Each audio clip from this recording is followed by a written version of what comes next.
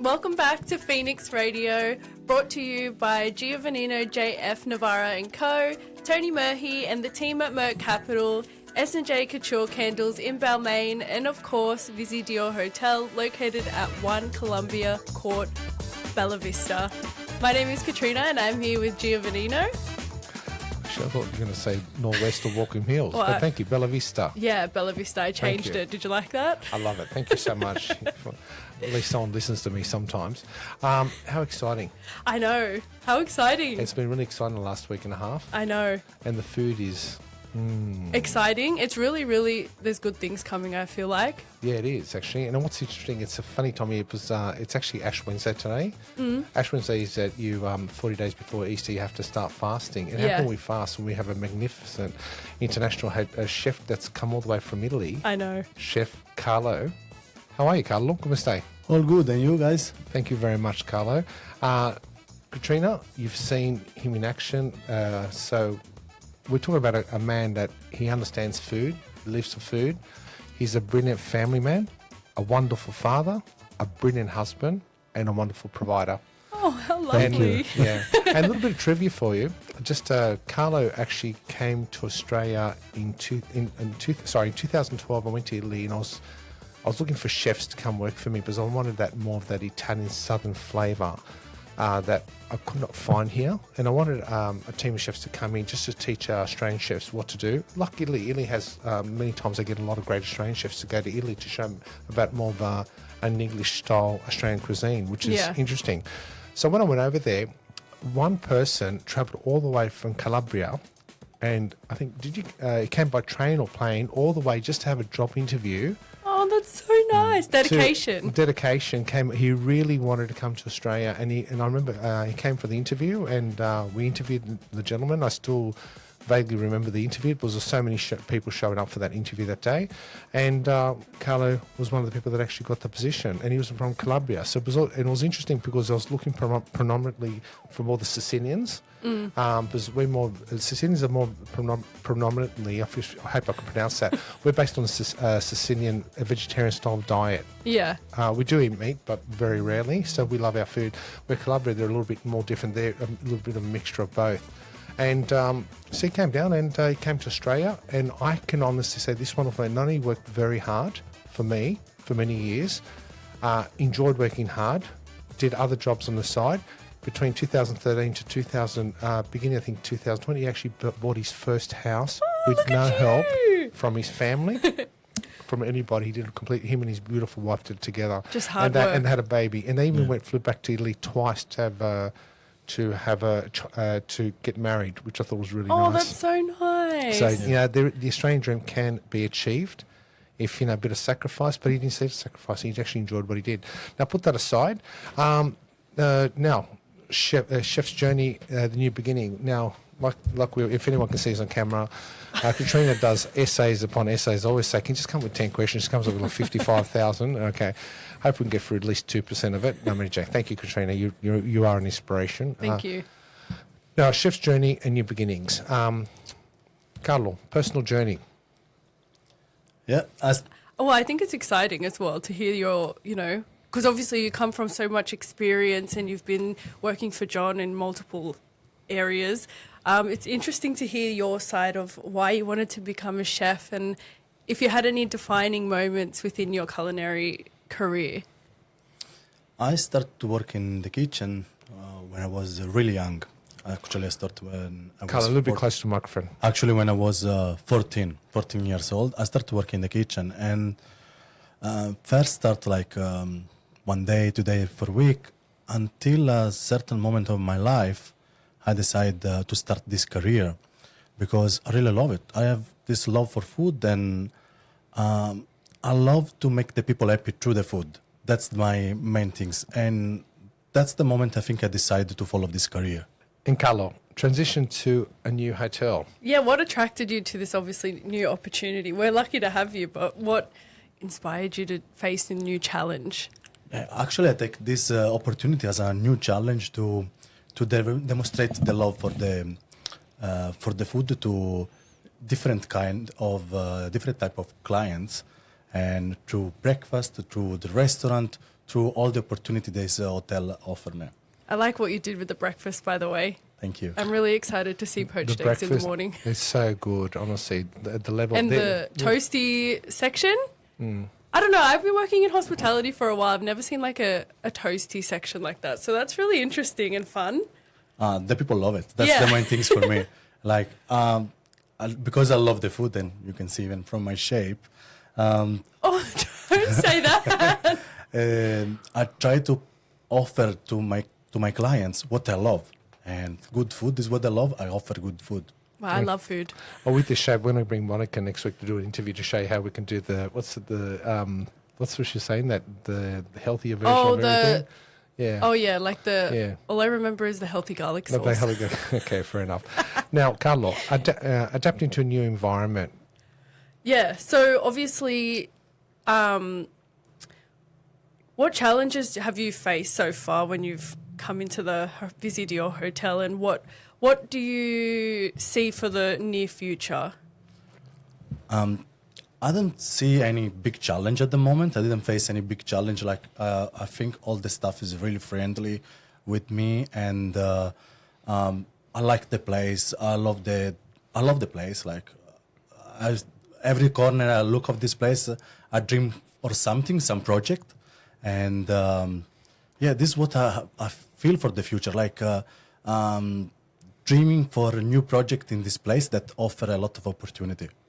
What's also, Carlo, at the Visy Dior Hotel, what's creating a new signature style? And we spoke about this. Do you want to answer the question? I think it's kind of interesting because obviously every chef has their own personal style and what they can incorporate that and how you can see it when you deliver the food. And obviously you've shown a little bit of that with the breakfast so far, and I'm sure there's more to come. But how do you present your signature style in creating dishes and... My main idea for my cuisine is kind of rustic South Italian, but with the Australian influence. And I really love to use all the ingredients that local can offer. When I say local, I even mean some Aboriginal spice. Oh, nice! That is something that I think every Australian must consider in their diet. Yeah. But the base, of course, is going to be like Italian, the Mediterranean diet. That is my school, what I was studying. That's the cuisine that I grew up. Basically, there's no real such thing as an Italian cuisine, because we're basically a mixture of different cultures. We're a mixing pot in Italy alone. What's been served. I want to focus on this next part, if that's okay with Katrina, is the wedding and event planning and catering. Wedding trends in catering. Now, I know you're working, you were actually managing a hotel in Italy, south of Italy, at one stage, near, I think, what's the town? Or what's the name of the town? In Palma. Beautiful event centre, which is a little bit different over there. It's more of a boutique-style hotel. What wedding trends in catering do you see in events? Yeah. For the Italy situation, is the wedding is a little bit different than Australia. In particular, the Italian generally have a lot of huge buffet with many options, and they prefer to have this dynamic wedding that the guests move around through the room, through the space of the building. And in terms of food, they quite prefer seafood, but I think that most important things that is here in Australia and even in Italy, with the food we must be flexible with the couple and try to customize as possible to make the couple happy. Yeah. These are all the things we want. Like, I think that the standard is that now, like, to be flexible and customize the menu for them to make the best day even better day. Oh, that's really nice. And it's obviously like really important because obviously that's something you remember when you go into an event or a wedding per se, is that if the food was really good, right? And I think that's really great. What do you think, do you have any challenges that you faced when you're doing big events like weddings or? I used to add, of course, when I started my career. But I think now I feel quite confident, and the only things must be organized, and of course you must trust the staff. Like all the kitchen staff have to be like a team, like a really good team, like that with the same goal, the same target. Everyone have to work with the same target, but not just the kitchen team, even the floor team, and the only targets at the end is the happiness of the customer. Like I'm not selling food, I'm selling happiness through the food. That's really nice. That's actually a really so nice beautiful. way to Just say said. it. Yeah. I think the only challenges he's had when he's cooking in the kitchen, I'm on the other side of the kitchen, Katrina, I'm staring at him like, get it right. You're pressuring him. Pressure him. He knew it. Okay. Customization and personalisation. How do they create a personalised experience for each couple when it comes to the events themselves? When we talk about the events, in particular wedding, let's say that is my experience the most on there. I think that we need to set like the couple must to have follow the suggestion of the chef, because you know what is local, what is seasonal. Like to offer the best and the better experience, we need to follow these things. And when you organize a wedding, you plan maybe 1 or 2 years in advance. And even if we can't really predict, but we know in that season what have a better flavor. Because nowadays you can have everything all year round. Yeah. But we know in that particular season, a vegetable, other things have better flavor in that time. Then when you decide your date, we can be flexible and customize the menu even for these things. Like if you're gonna go for this, hypothetical an item on the menu, we can say it's gonna be test better because it's on season, and that's all. It's gonna be test better because it's natural That things. makes a lot of sense. And I think sometimes people forget to, I mean, we've talked in previous shows about flowers, but we never actually touched base with like what foods are actually in season. So that's actually a good way to put it, especially when obviously you're planning a wedding and you have to do, you know, your taste testing before the wedding and making sure what's right and what the, you know, the couple like. So it's good that you can provide insight in regards to like what would taste better during that time. I think it's really good. That's true. Working with event planners, I find that's an interesting one. I'd like to get involved with that question if I may. Event planners, what experiences have you had with event planners? And I'll give you my experience with event planners. Basically, let's enhance the question a bit more. How closely do you work with wedding planners and the hotel teams to ensure that the meals are aligned with the overall vision? Oh, I need to work really close with them, like in particular, because most of the time the chef can't be like one by one with the couple, one or for an event, like in charge of the event.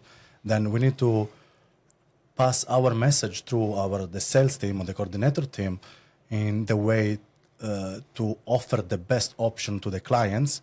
And we generally spend a lot of time with them to educate them on seasonal and what's the best, because another things need to be to consider is the number of the customer that the wedding or of the function hold. In base of that, the food can be different, because for a certain amount of number, it's better to go for another, let's say, a particular kind of cut of meat, while for a bigger number, it's better to choose another one, just always for the same reason. We want to offer the best. It's just My name's Katrina. Katrina. I do apologise. No, it's like sirloin, the sirloin, right? Yeah. If anybody, I can tell you from experience, it doesn't matter how great that piece of meat is or how expensive or where you get it from, it's so hard to cook with. It's just that extra 2 minutes sitting there at a function of, say, 200 people, 300 people, you can guarantee literally the last table, the meat will be tough. And there's no way. Where you can, with Scotch fillet, you actually have it's an easier way. It's easier meat to work with. Okay. The eye fillet, again, it actually works well if you actually wrap it up with bacon or some other type of meat. If it's a Muslim event, you'd actually use a different type of cured meat around it. Yeah. So it depends on if you were type of demographic of Muslim you would be, obviously, but that's a big factor to try and keep the moisture in. But that we are looking at different types of meat. Carlo actually was the one that came up with the beef rib, which is such a delicious type of meat to actually have. It's so elegant, it's so tender, so tasty. With events, you can't go wrong, and the people. It looks nice the way it's presented on the bone looks like a tile at the end, and you braise it, and the flavour. It just. So when do I get to try? Soon. Soon. It's really, really good. Also, on that note, I also wanted to ask you, because I think a few episodes back we did mention, like, you know, with the presentation, and if you're hosting an event for 300 people, and especially a big wedding, how do you keep, you know, everything going in order, and that, you know, the quality of the food is perfect for not just, you know, one person, but for the whole event? Yeah, as I'm saying before, the most important part is to be organized and to trust the team. But another thing is how is the menu built in terms like if it's going to be 300 people, of course you don't want to serve sirloin. Yeah. Like we will suggest the couple don't go for sirloin because, as John say, last table might be the sirloin or sirloin? sirloin. Don't make fun of him. We know what he's saying. I think they're a protected species. Yeah, go on. Sorry. As you say, last table might be that meat, even if it's the best quality, can't enjoy the best. At this point, for example, I suggest to go for something that is a slow cook, that is fully cooked and can't go wrong. Like even if it's 300 people, if it's 500 people, everyone can enjoy. Every piece is going to be tested the same. Plus, another things, generally, the slow cook people doesn't cook at home or doesn't find easily in the restaurant. Then you offer a different experience, because maybe a Scotch fillet or other cut of meat you can find in the normal restaurant, while in a wedding you want something special. And already starting from just the protein, just the base, not even we talk about garnish or other things, you already start for something special, and their plates can be just more special, nothing else. Yeah. Culinary, creating a wedding menu. I think this is more your areas, because I'm actually a type of person that I like to see food, freshness, nice presentation. But I noticed with you, Katrina, you're very stylish. Joanne, my wife, is very stylish. And a lot of young ladies, I love to see that visual aspect. Like I love to see a story like the in a presentation. play. I think, we talk about this before, like the presentation. I think it's like when you go to a cafe or a restaurant and then they do something different with the presentation of the food, and it kind of just surprises you, like, oh, that's kind of cool. What would you suggest in relation to, obviously, presentation and keeping, obviously, the quality as well? Nowadays is the most important part, the presentation. Like everyone expect to have a really beautiful presentation on the plates, and they have to share the picture of their food with everyone. Yeah. Then I was just about to say that. It's so easy to just take a photo. Well, I think majority of the time when I go to eat, I just take a photo first. Everyone doing it like that now, and before maybe wasn't so important, but now it's fundamental. Like sometimes even more important than the flavor have to be the presentation. But a good chef don't compromise flavor for presentation. Wow, well said. And signature dishes. We're just Raul, how much more time do we have in this? We have 1 minute. Signature dishes that you like to work with. So many, but as Italian, I love pasta. Oh, wow, me too. Any kind of pasta. Really? Yes. Okay. And with pasta itself, are you more into freestyle, or you like to form it, or how do you present it, or do you like infused flavors? You tell me. I like the infused flavors, and I really would like to have more Aboriginal flavor in the Australian cuisine.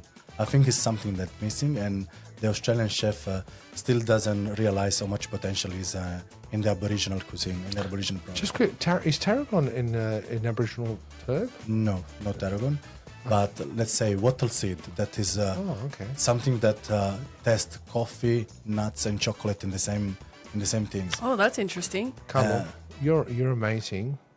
You're Thank not you. only my best friend, you're my compadre, and I stipulate my honour towards you. You're a fantastic family man, brilliant father, 2 beautiful children. You're a homeowner. You're Australian, and he became an Australian citizen three years ago, which is very important to him. Congratulations! And he's the pinnacle of what a pure Australian is all about. I think Thank you. today is a wrap for now, but we're going to keep him on for another show. Katrina, is there anything else you want us to say before No, we I'm wrap up? glad to have him back for another Okay. show. Thank you. You get Katrina's attention. Talk about food. I'll come visit you in the kitchen soon. Okay. All right. Well, thank you for joining us on this episode. This has been brought to you by Giovannino, JF Navarra and Co., Tony Murphy and the team at Merck Capital, S&J Couture Candles in Balmain, and of course our lovely Visy Dior Hotel located at 1 Columbia Court, Bella Vista. Thank you. Thank you. Thank Okay. you. Thanks, Raul. Bye.